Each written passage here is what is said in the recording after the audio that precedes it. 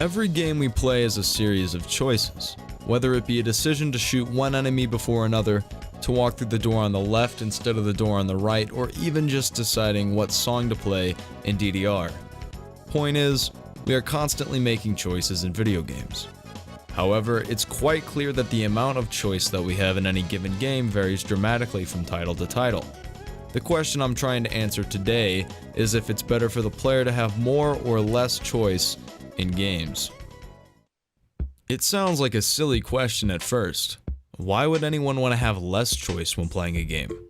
If you're going to use your hard-earned money to purchase a game, wouldn't you want to have as many options in the experience as possible? I mean, just look at all these sick options. I bet you really want to play Pokemon RP right now. Well, there's been several studies that have shown that having less choices might actually be more desirable. Take the famous jam experiment, for example. The experiment is relatively simple. The researchers set up jam sampling booths inside of a supermarket where that kind of thing is not too uncommon. Anyway, sometimes the booth would have 24 different varieties of jam to choose from, and other times the booth would only have 6. The whole point of the experiment was to observe the behavior of customers when faced with different amounts of choice. Roughly 250 people walked by both booths when they were out, and the study actually found that people were more likely to stop at the booth with more extensive choices. However, and this is the really interesting part, of the customers who sampled at the booth with limited choices, about 30% of those customers went and actually bought a jar of jam. On the contrary, of the people who sampled at the booth with more choices, only 3% of them actually bought anything.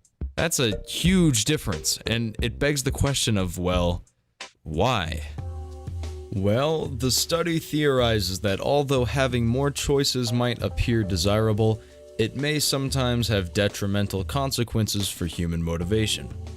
The study also points out that, despite their greater initial enjoyment in the extensive display condition, participants proved more dissatisfied and regretful of the choices they made. And when you think about it, this is sort of a relatable concept. We are always trying to make the best decisions for ourselves, to give us the most enjoyment, or time, or money, or whatever. When you have fewer options, the choice becomes a lot simpler. It's a lot more black and white. It's a lot easier for us to choose something we like best out of 4 or 5 options than it is out of 100. It's the same reason why it's so difficult to rate something on a scale of 1 to 50 than it is on a scale of 1 to 5. I could give it a 37, but you know, it might actually be a 39, or maybe it's a 32. Point is, this choice paralysis makes it really difficult for us to choose out of a larger number of options. But all of these tests are about choices in the real world, so what does this have to do with choices in games? Well, here's where the video gets a little more speculatory. As far as I know, there's not really any major or credible studies I can cite specifically on choice in video games, but I can make logical assumptions based off of not only other studies relating to choice, as well as personal experience and opinion, so please keep that in mind. Anyway, I personally do believe that this study has a lot of implications in the world of video games, and of course there's a lot of places where it's more of a one-to-one comparison than it is to others. If I was going to pick an example of what I think demonstrates this concept best, I'd point to skill trees, specifically from the Borderlands series. This is because 1, there's a large selection of options, and 2, you have to spend a limited amount of points on these different options. Based on what we learned with the jam experiment, this is never a fun or easy choice to make, and from personal experience, I can say, yeah, I hate the skill trees in Borderlands. This is because every time I get a skill point, I always mull over every single option over and over, and then eventually haphazardly deciding on something to put it into. Always missing out on some other option. And since the upgrades from the skill trees don't really affect your character in a way that's incredibly obvious or noticeable right off the bat, it's even easier to feel like you didn't even make the right choice. And this isn't just a problem with Borderlands, obviously. There are plenty of games where you have to choose between upgrading like 7 different stats and you never know which one to pick because you don't necessarily always know what you're going to be fighting or what's going to be the most beneficial in the long run. It's all a big mess.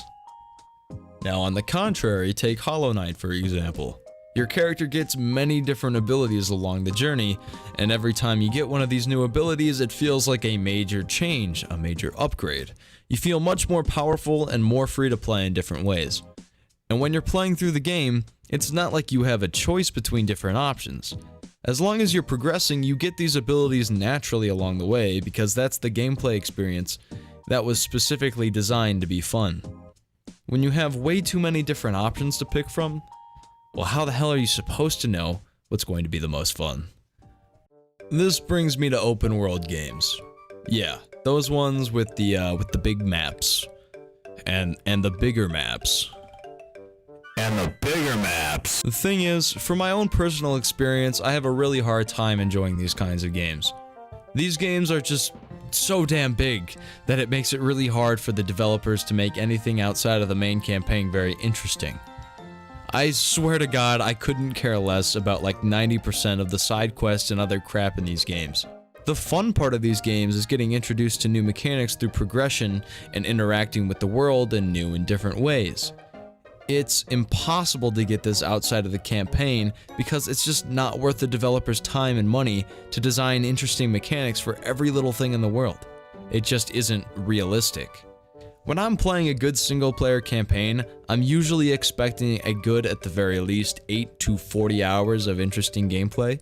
And so when I'm trying to play a game like The Witcher 3, and Project Red is touting something like 200 hours of potential gameplay, again, how the hell am I supposed to know what to sift through to get a fun experience in the length of time that I want to play?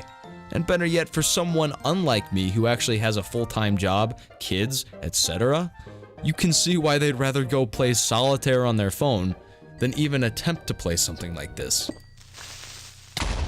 Damn it!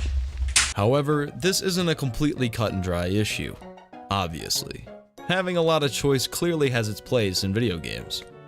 For example, The Witness is a puzzle game I really love that would be considered an open world game. You have full reign to go wherever you please, and there's no definitive order in which you have to go.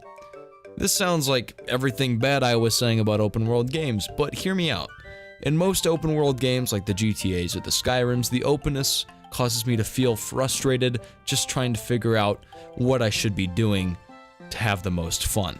But in The Witness, the openness allows me to take a break from one problem I'm stuck on and go try another, get a fresh start.